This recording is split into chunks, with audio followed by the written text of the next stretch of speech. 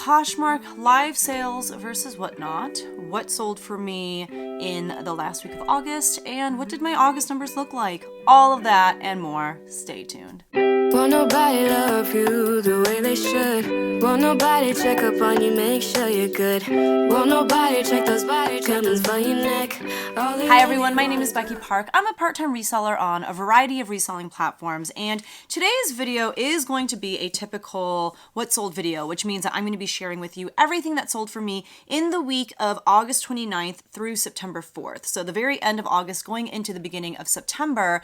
But I also wanted to start off by just talking a little bit about something that many of you have been asking my opinion on, which is Poshmark live sales and whatnot. The comparison between the two, if I think I'm going to try out the Poshmark live sales. So let's backtrack for a second here, okay? In case you don't know, Whatnot is a newer reselling platform, but their shtick is that rather than listing things in the traditional manner where, you've got a listing per item and you wait for someone to buy it or bid on it or whatever it may be, you actually go on the site live and you talk up each of your items. People bid in real time, and at the end of the show, you know what has sold, who it's going to, how much money you've earned. And for some people, they have found it to be a really great way to sell and move a ton of product at one time. I am always game to try most new things. Not everything. I'm not going to say that I'll try everything, but I'm game to try most new things. And especially, I want to try things before I have any sort of opinion on them. Like, I've seen a lot of people have lots of different things to say about Whatnot, and everyone is entitled to their opinion. So I wanted to try out Whatnot. I've done a few shows. I'm indifferent. It's okay. I think it's okay. I think that you are especially successful on Whatnot if you fall under one of two categories. One, if you can find really good stuff that people desperately want, and you're also pretty engaging and can make that live shopping experience fun, I think you can do really well on Whatnot because you've got product that people are willing to bid up on. People are gonna go at it with each other until the last second, and you're fun to watch, right? So if you have that combination, I think you're pretty good to go.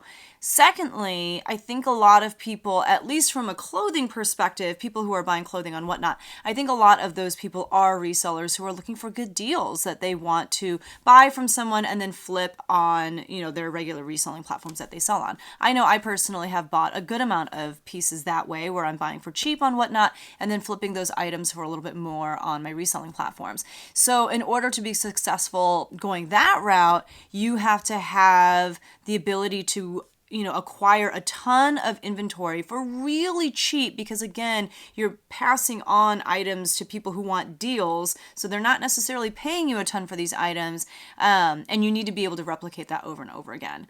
I personally do not fall under either of those categories. I'm not in any of those camps. And so while it is for the most part an enjoyable experience for me to run a Whatnot show, I really enjoy interacting with the people who are in the show. I, enjoy talking about the items that I have. The reality is I don't find a lot of jaw-dropping pieces that people are falling over themselves to purchase. And I also don't have the time or the resources to source often enough to buy items at a low enough cost of goods that I can flip for, a few dollars here and there, but I'm still making a profit, but I'm just passing on good savings to other people. So for me, it's not that the reselling platform or the reselling style of live auction sales, it's not that it doesn't work, but it doesn't work for me that well. I'll still get on Whatnot here and there. I think my favorite kind of Whatnot sale to run actually is to do thread up unboxings because it's just kind of fun to do that with a group of people and, auction stuff off if people want me to run things, but also it's just kind of we're hanging out. So to the question of will I do Poshmark live sales? Maybe, but here's the thing, I don't think it's going to be any different than my Whatnot experience. So I'm definitely not going to go in with the illusion that somehow the Poshmark one is going to be much better than Whatnot or that whatever, right?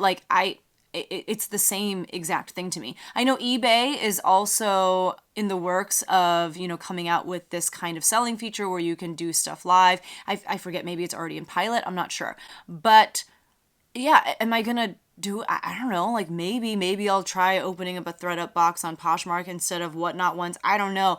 What I will say is, even with like the handful of shows that I have under my belt, it is not my preferred way to sell items. And I think that's okay. I think everyone is going to function differently. Everyone's going to run their reselling businesses differently. And for me, it's just not my preferred way to run my reselling business, especially given the kinds of items that I find consistently. So yeah, those are my thoughts.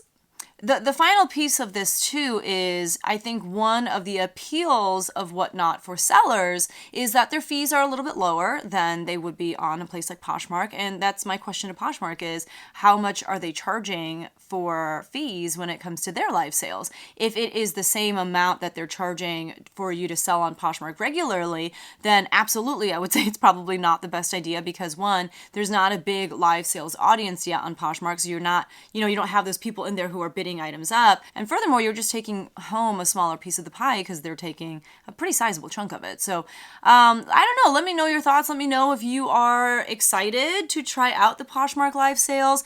I also don't know how much I'll be sitting in on Poshmark live sales. To be honest, when I first started on Whatnot, I got super into it and I was in shows nonstop all day. But then the appeal just kind of wore off. I found that I was just wasting a lot of time. I was not being efficient with my time or smart with my time. There's a lot of FOMO that goes into those kinds of things. Did you hear what happened in that Whatnot show last night? What the people were talking about, blah, blah, blah. And no, but is my life any worse for it? No.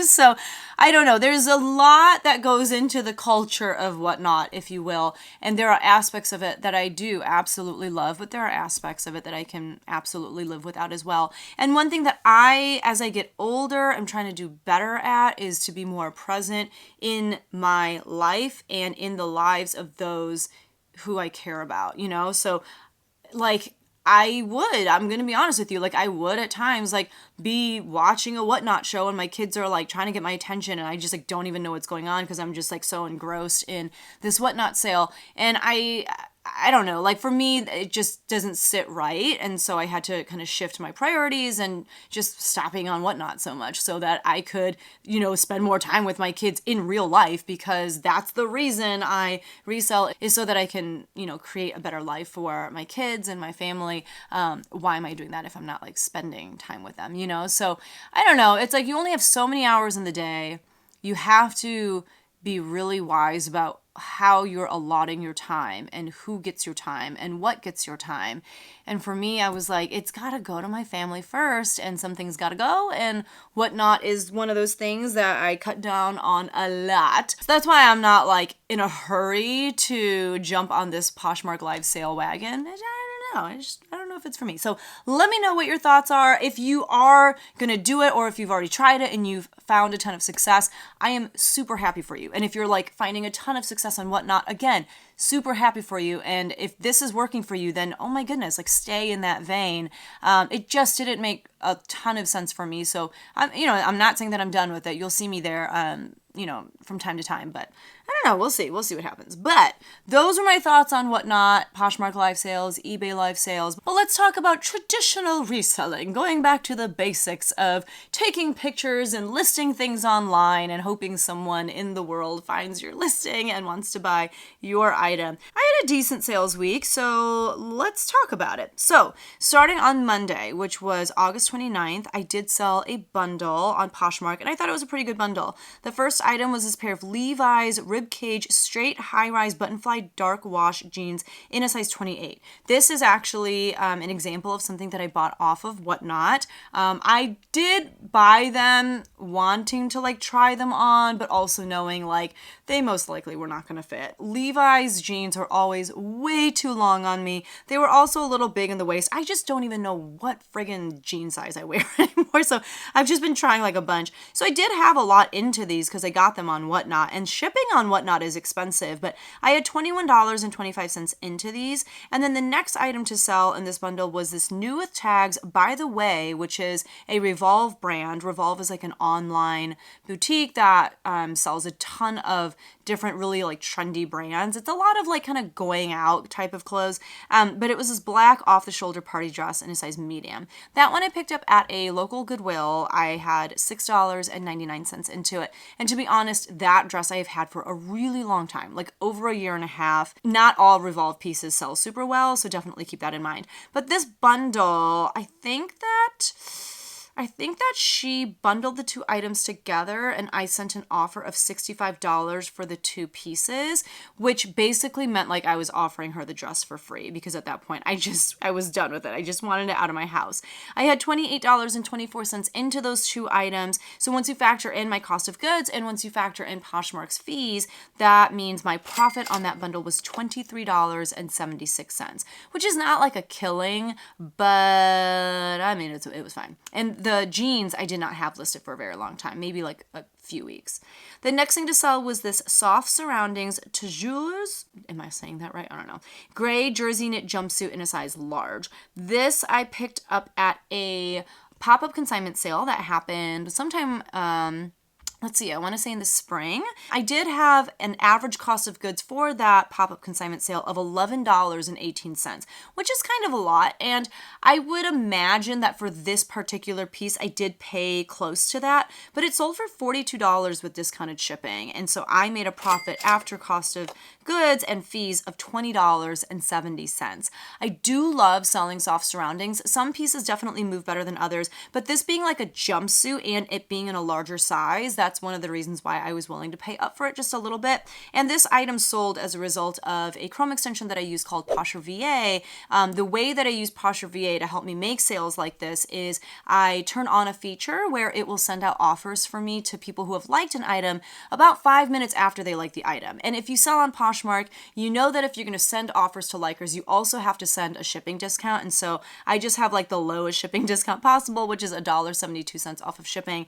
And that's how I know that it's a Poshmark VA sale that came through, because it'll have that discounted shipping in there. It's a really great tool to just automate some of the tasks that come with having a Poshmark closet, you know, things like sharing your closet, things like sending offers to likers. And if that's something you wanted to try out so that you could be a little bit more hands off with your own Poshmark closet, I do have a coupon code down in the description below, and it's just Becky Park to save 20% off your first payment of Poshmark VA. And many of you have used my code for both this and for List Perfectly, and I just want to say thank you so much. I don't know if you know this, but like watching people's YouTube channels obviously is one way to support them, but also another free way to support is if you are ever, you know, wanting to try out a service like Poshmark VA, like List Perfectly, just using their coupon code, that gives us a little kickback. You know, things like if you're going to be shopping on Amazon, most YouTube creators have like a list of items in their description of all their videos with maybe like tools that they use for their YouTube channel, or for, in my case, like things that I use for my reselling business on a daily basis. And if you click on any of those links, any of those Amazon links,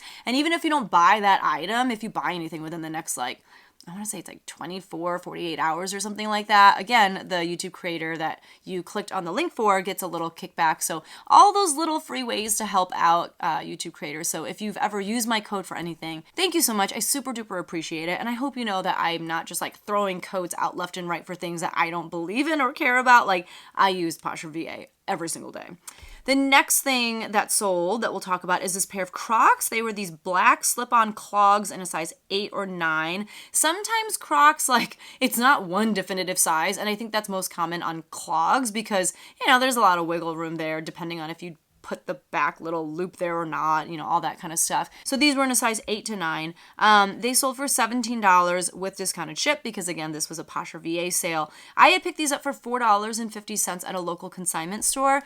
I mean, that's probably more than I needed to pay for a simple pair of Crocs, but I knew that they would sell really quickly, and that's why I got them. And I did make a profit of $7.38, so there you go. The next thing to sell was this pair of Silver Suki high-rise baby bootcut jeans in a size 29. These I picked up at like a local thrift store for $3.99. I picked up a ton of silver jeans that day. Like, I think I picked up like 10 to 15 pairs of silver jeans because they had that many. They were all in great condition. They were all priced at like $3.99. And because I know that I can typically sell silver jeans, especially the Suki style, for like 25 to 35 bucks. These were no exception. They sold for 25, and so I made a profit of $16.01, and those were not listed for a very long time at all. And then over on eBay, I sold this pair of Adidas black and white striped Onyx baseball cleats in a youth size 5.5.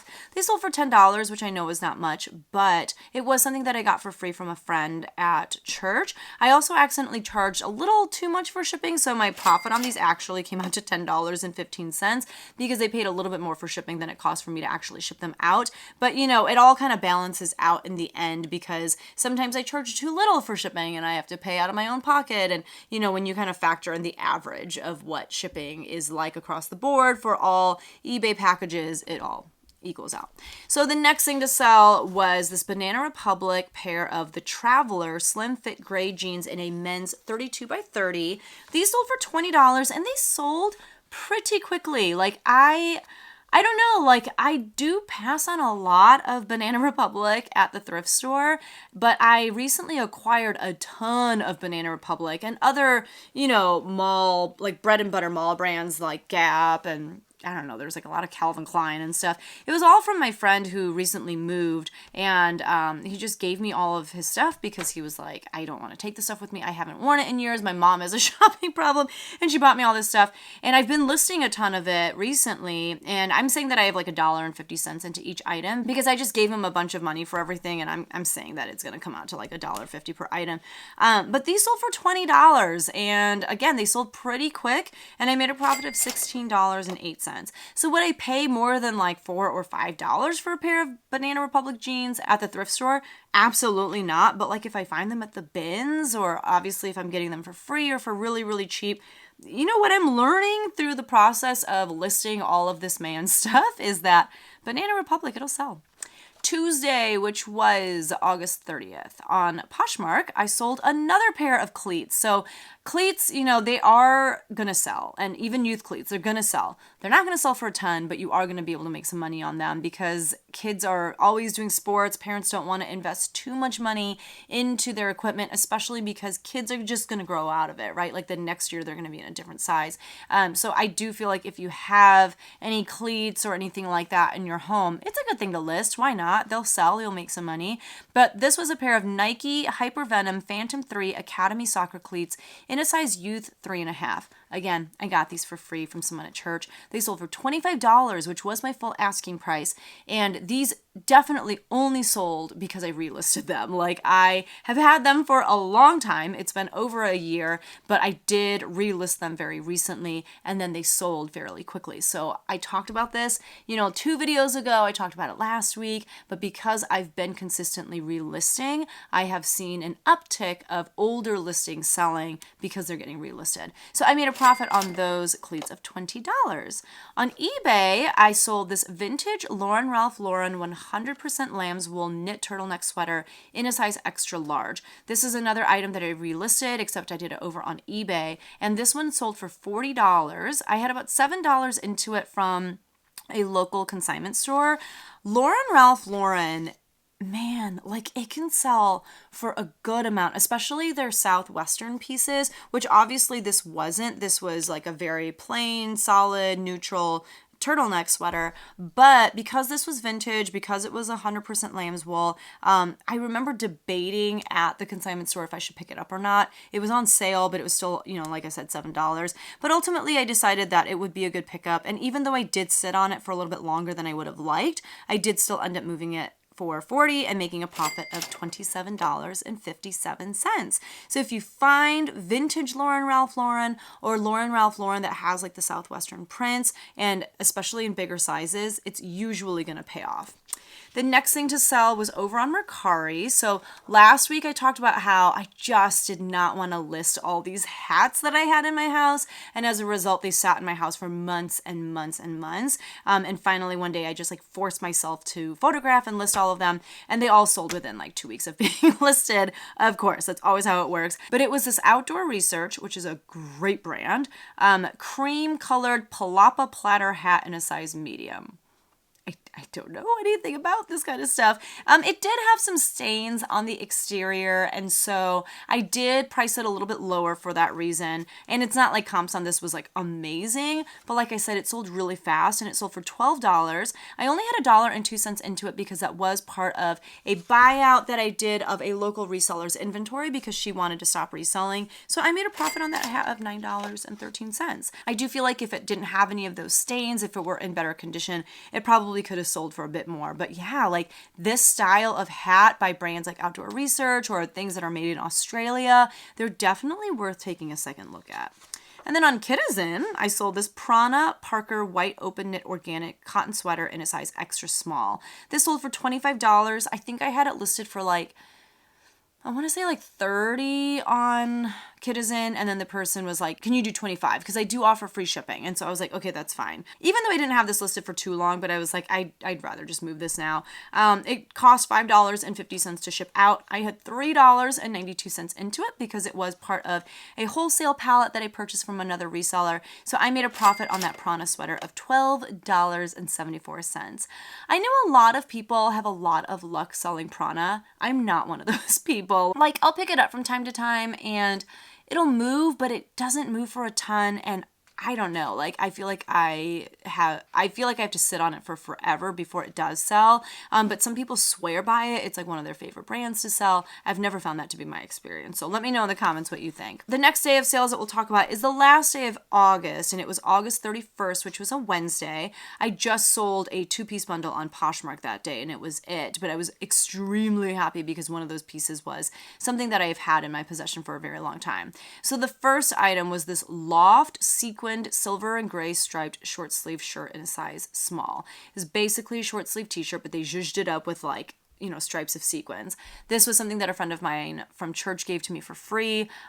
So I listed it and thought maybe 3 years ago during the holidays it would sell. It did not. I've had this in my possession for at least 3 years, like a very long time. And you might say, why? Why would you keep a Loft piece in your inventory for so long? Why don't you just donate it or whatever? But for me, if I've already gone through the trouble of listing something, I've photographed it, I've put it in a little bag and put it in my inventory, I'm not going to pull it out just to donate it. Like, I've already done all the work. I'm just going to wait the good wait and wait for it to sell. And it did eventually in this bundle. So the second item to sell in this bundle was this Athleta gray, whatever, everyday lined skirt in a size 4. This was part of that wholesale palette as well. So I had $3.92 into it. So the bundle sold for $30 with discounted ship. That was an offer that I sent out to watchers, and I sent such a low offer because I was so desperate to get rid of this shirt, right? And so I still made a profit of $17.40 on those 2 items, which it could have been a lot worse. I mean, I'll take it. I will take it. So moving on to September 1st, which was a Thursday. Again, I only sold stuff on Poshmark. The first thing to sell was this pair of Vince mid-rise skinny blue jeans in a size 26. They did look a little bit older in style. Like, I think it was an older Vince tag. They had like the whiskering, you know, at the top of the jeans. They only sold for $24, and I had $6.99 into them when I picked them up at a local Goodwill. So I made a profit of $12.21. Not a killing. It's not really worth it, in my opinion, to pick up Vince denim, especially if it is like older Vince. But I did, and I made a little bit of money, and I did it again not too long ago. I picked up more Vince jeans. I don't know. I don't learn from my mistakes. The next thing to sell was a great sale. It was this pair of Riker? I don't know. I just hauled it not too long ago in this video right here, but it was this pair of black leather Peggy 98 boots in a size 41.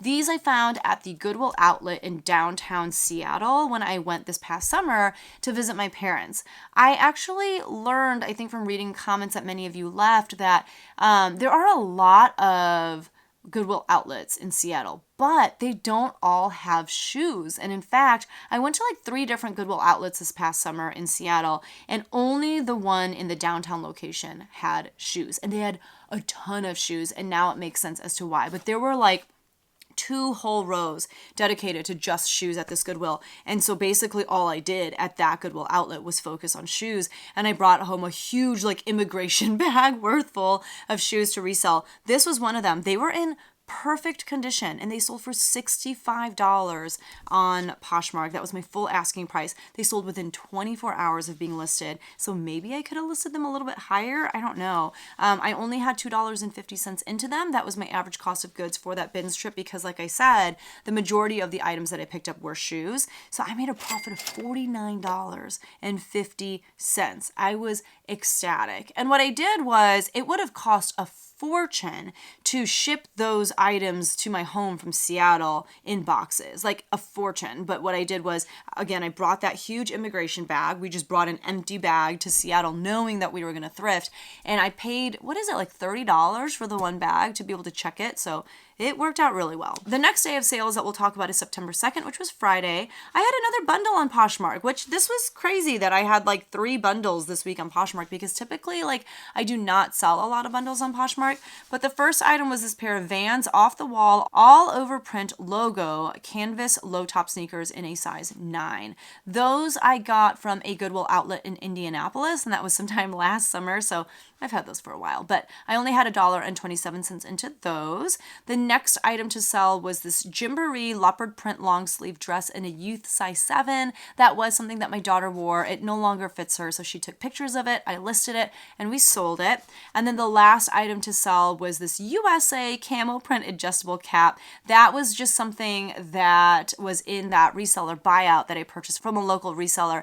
And so again, my average cost of goods for those items was $1.02. Those 3 items were bundled together, and I think that the buyer sent me an offer of $50, which I very happily accepted because, you know, these were things that I didn't have a lot of money into. Some of them I had listed for quite some time, and it went to a viewer named Michelle. So Michelle, thank you so much for your purchase. I appreciate you so much. And I made a profit of $35.03 on those 3 items. I did have a whatnot sale this day. I think it's the last one that I've done. So it's been almost a month since my last whatnot sale. It was a rough sale, and the reason for it is because I purchased a ThredUp denim rescue box for the sale, and the box was rough. Like, it was definitely one of my worst ThredUp boxings ever. So it was like fun to do that with people, right? So, you know, I got to do it live and interact with the people who were there to watch it. And we just kind of like learned from each other and laughed and cried with one another at how bad this box was. But literally there were only 6 items in the box that were worth selling. Everything was stained or ripped or just had so much puckering on it. Most of the items I was like, I'm not even going to ask anyone if they want me to run this because I wouldn't feel right running it. But yeah, 6 items sold for a gross sales amount of $61. I'm saying that I had $10 into those items. I don't know why. I don't know how I had arrived at $10, but $10 apparently. And so once you factor in fees, the $10, I am saying that I made a profit of $36.02. I mean, there are things that didn't sell during the whatnot show that I will be able to sell, but they're not going to sell for a ton. I don't know why I said my cost of goods is $10. We're just going to roll with it. So yeah, that was not a great sale. It was like fun. It was fun to be with people and to have the sale. It was not good in the sense of it was just really crappy stuff. And that's what happens. It's a crapshoot when you are doing a ThredUp rescue box unboxing. The next day of sales that we'll talk about is Saturday, which was September 3rd. On Poshmark, I sold this pair of Joe's jeans, the skinny, that was the style name. They were bright pink. They were mid-rise jeans in a size 29, and I was shocked that they sold because as far as I know, color denim is still not on the trending list. You know, it's definitely not something that a lot of people are wearing, but just goes to show that there is a buyer for everything. These sold for $25. I had $3.92 into them because that was part of the wholesale pallet that I purchased from a reseller, and so I made a profit of $14.36 on those. On eBay, I sold this J. Crew Factory gray 100% cotton skinny tie. This sold for $11. It was not listed for very long at all. I just listed it because it was one of those things that I got from my friend who moved and just gave me a ton of his stuff. Again, I'm saying I have like a $1.50 to $2 into it. It also sold via discounted ship, and so I made a profit of $3.37 on that, but like that's fine because it's a tie, and yeah, I probably took like 3 pictures of it. It took like 4 seconds of my life, so it's fine. The next thing to sell was another J. Crew Factory item. It was this pair of the Driggs slim straight jeans in a size 31 by 30. These I actually got from a different friend at church, and these have been listed for a while. So I've had these listed for close to a year, maybe longer. They sold for $16.99, and I made a net profit of $13.71 on those. Yay, I just sold something. Sorry, I just sold a Patagonia dress. Anyway, the next thing to sell was this pair of 1901 Nordstrom black suede lace-up Oxford shoes. They were made of leather, and they were in a size 10 medium. Again, these were given to me from someone at church. They sold for $25.49. I had some sort of sale running at that time on eBay, which is why the price was kind of funky, but I made a profit of $17.94. So lots of men's stuff sold this particular Saturday, and a lot of it was just very, again, like bread and butter, you know, J. Crew, Nordstrom. I mean, if it's gonna sell and make me money, I'm gonna list it. I don't care if it's not that bougie or not that nice. Like, if I know it's gonna make me money, I'm gonna take the time to list it. On Sunday, which was September 4th, I sold this Lush gingham floral lace-up open back V-neck top in a size extra small. So Lush is a brand that's sold at like Nordstrom Rack. It's kind of like more of a juniors line, but you know, they make really cute, like trendy stuff, and it's pretty budget friendly. This top, I remember I found once at a Goodwill, and I bought it because I thought it was the cutest thing ever, and I listed it, and it was listed forever and ever and ever, and it finally sold, and I made like a few bucks off of it. I then found this shirt again at a Plato's Closet, and it was like they're 70% off or 80% off clearance sale or something crazy like that. So again, I bought it for like 80 cents, and I found it one more time. I want to say at the same Plato's. And so I had 2 of these listed at the same time at one point, and this one was the second one, and it finally sold. I had $3 into it, and it sold for $15, and I made a profit of $9. There's no reason that I should have kept picking this up, because every single time it didn't sell for a ton, and it definitely sat in my Poshmark closet and in my overall reselling inventory for way too long. But it's just one of those pieces that I was like, it's so cute. And to be honest with you, I should have just kept one of them for myself. Like, that's how cute it is. I feel like I would wear it all the time, but I always listed them and just took forever to sell them. But all 3 of them have found new homes now, so there you go. And then on eBay, I sold this June and Ivy pink and blue embroidered sleeveless dress in a size small. I actually put this out to auction. It got one bid for $2.99, and so that's what it sold for. I only had 80 cents into it because I got it at a local consignment store when I shopped from their storage unit in bulk during the height of COVID, and that was my average cost of goods per item was 80 cents. But that's because I bought like thousands of pieces from them. So I made a profit of 99 cents on that dress. But hey, like, you win some and you lose some. Some of the pieces that I bought when I did that big bulk shopping trip, some sold for a ton. And then you have pieces like this that, you know, obviously was a mistake. I should not have picked it up, but it was already listed. I just put it out to auction to see if it would sell that way, and it did. On Mercari, I sold this vintage Nike Team Orange Illini U of I Chief Mascot t-shirt in a size large. So I live on a campus town. There's a university like 15 minutes down the road from me. So at our Goodwill, we always find a ton of stuff that is from the University of Illinois, which is where I live. And actually, this wasn't even something that I found at a Goodwill. It was just something that was part of that reseller buyout. So I only had $1.02 into it, but it sold for $19. And so I made a profit of $15.23 on that. And then finally, on Facebook Marketplace, I sold yet another piece from my friend who just gave me a ton of his stuff before he moved. It was this Inc. International Concepts, which is like a Macy's house brand, gray linen blend blazer in a size small. This sold for $34, and I only had $2 into it, so I made a net profit of $29.87 on that.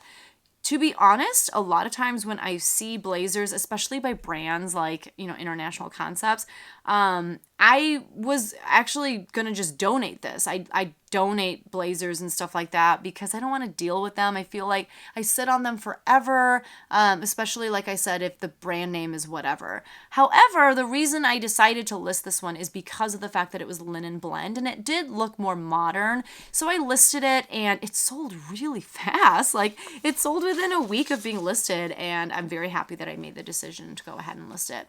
So those were all of the things that sold for me in the week of August 29th through September 4th. So let's talk about my numbers platform by platform, and then I'll also share with you how I did in the month of August and where I'm sitting as far as my goals are concerned for the year. Y'all, I'm not going to hit my $40,000 sales, or what is it, net profit goal. Like it's just, unless I have a monstrous October, November, and December, like a monstrous fourth quarter, it's just not going to happen. And I'm okay with that. Like, that's okay. I've been, like I said, trying to kind of reprioritize where my time goes, and I don't want to work myself to death. Like, I feel like that's kind of where I was the last few years. Like, I would just work and work and work and work. But like, for example, the last few days, I've been rereading this series, The Girl Who Kicked the Hornet's Nest. The first one is obviously The Girl with the Dragon Tattoo.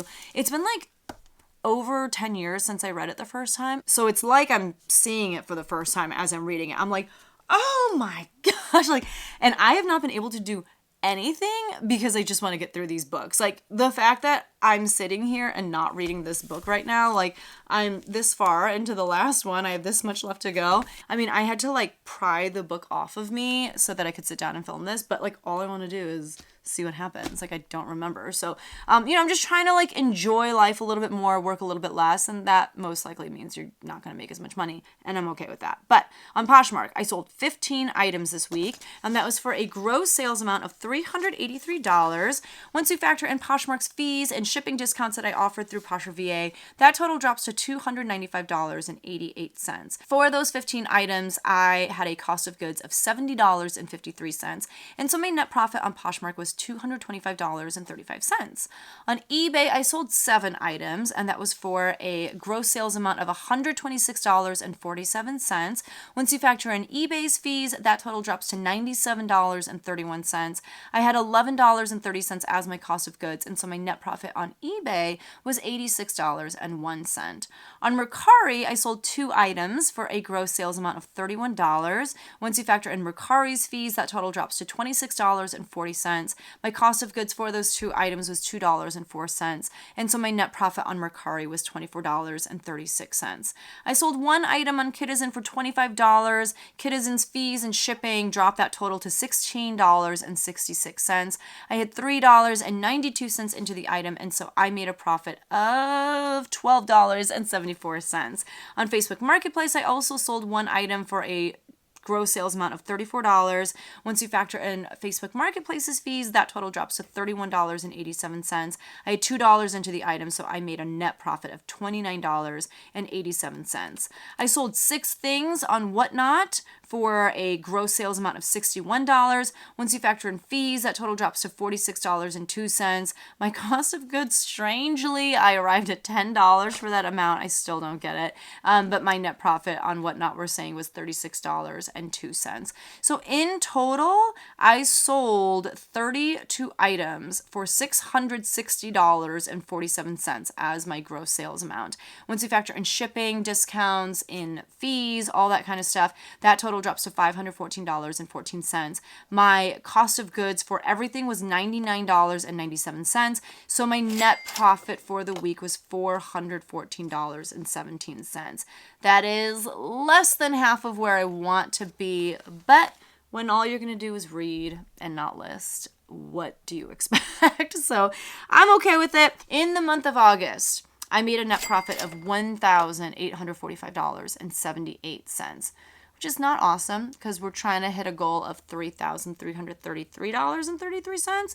Nowhere near that. And for the year, I'm sitting at $18,720.95 as my net profit, where my goal for this point in time is $26,666.64. So we're behind, but I'm not worried about it. I am, putting food on the table. My kids are doing activities. Like we are living a blessed life. I am not complaining about the fact that my numbers are not where they should be, and I don't want to work harder to get them where they need to be. Like, I just don't. I want to enjoy my life, and I'm okay with that. So that's my video for the week. Let me know how you guys are doing. Hopefully you are finding pockets of time to enjoy your life as well. Hopefully your life is not all just work. And I'm sorry if I'm coming on here and like unmotivating you to do all of the things that you want to do with your reselling business. I'm not saying that you shouldn't, but I'm also saying don't forget what you're working for. Chances are you're working for a better life for yourself and for your family. Don't forget to live that life. That's all I'm saying. So thank you so much for watching. I hope you enjoyed the video. If you did, don't forget to hit that like button because it does help out me and my channel out tremendously. And if you haven't subscribed yet, go ahead and hit that subscribe button as well. But thank you so much for watching and hanging out, and I'll see you guys in the next one. Bye!